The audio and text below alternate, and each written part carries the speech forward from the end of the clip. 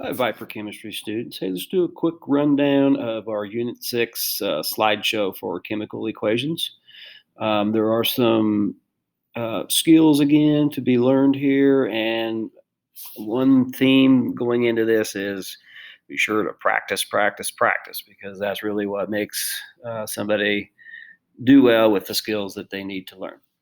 So, with that in mind, let's kind of peruse down through our slideshow here.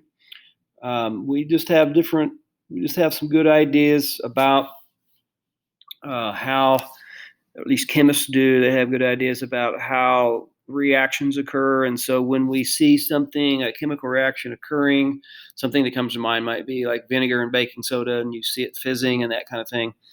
Or sitting by a campfire and wood is burning, that's another example of a chemical reaction. But the idea is that atoms just rearrange themselves. So atoms never really disappear or just appear out of nowhere. They sort of go through the reaction and they rearrange.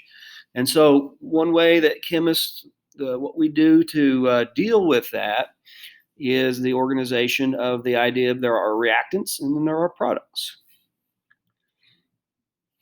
Now, you know that the chemical reaction occurs when you see such things as heat change, color change, light.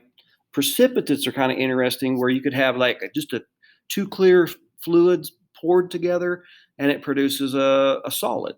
So that's what a precipitate is, or gas given off. Okay, now in your notes, right off the bat here in week 1 of semester 2, I only want you to do section 1 and section 2. So let's get into section 2 here. How do we deal with these chemical reactions in terms of the expressing, how this takes place with symbols?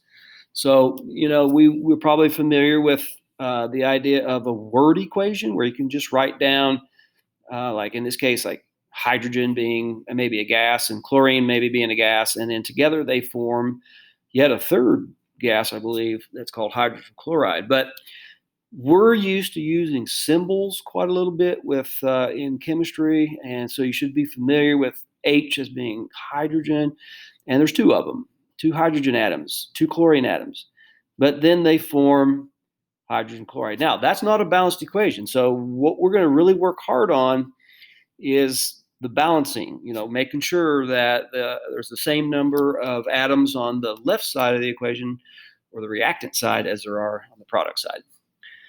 This is kind of something that you're going to see a lot moving forward, is that there are some diatomic molecules like hydrogen gas, oxygen gas, nitrogen gas, and so on. So those are just things that you're going to see quite a little bit. All right, balancing equations. The law of conservation of mass just merely means that the same number of atoms are going to be on one side of the equation as the other. So let's look at this one. How could we balance this reaction of hydrogen and chlorine combining together? Well, we could put a 2 in front of the HCl,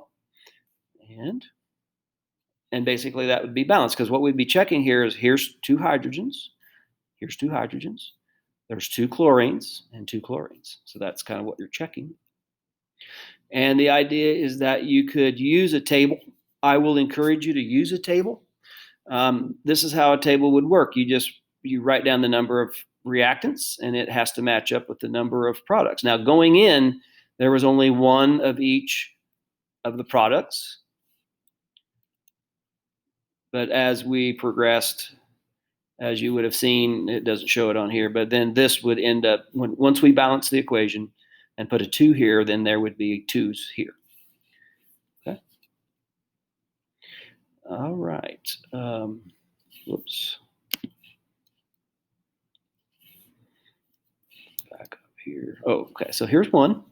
Another example. We have just 1 magnesium, one oxygen gas, and we have MgO. But to balance everything and showing how the table here matches up, putting a 2 in front of the magnesium and a 2 in front of the magnesium oxide and just a 1 in front of the oxygen shows us that we'd have, and as we count them all up, they add up to each other. So that's the key here. These have to add up and be the same as these. The number of reactions have to be the same as the number of products. Okay, I hope you enjoyed that.